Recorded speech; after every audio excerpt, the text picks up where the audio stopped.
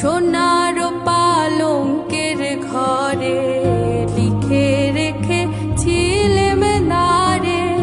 যাও পাখি বলো তারে, সে যে